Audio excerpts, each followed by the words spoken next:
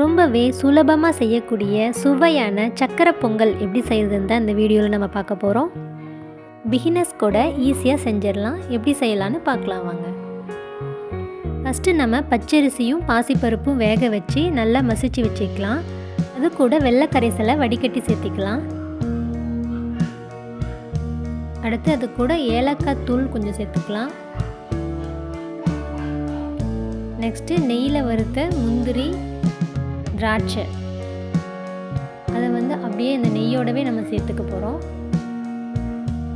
அவ்வளோதாங்க. சேர்த்துட்டு இப்போ இது எல்லாத்தையும் சேர்த்து நல்லா நம்ம மிக்ஸ் பண்ண போகிறோம்.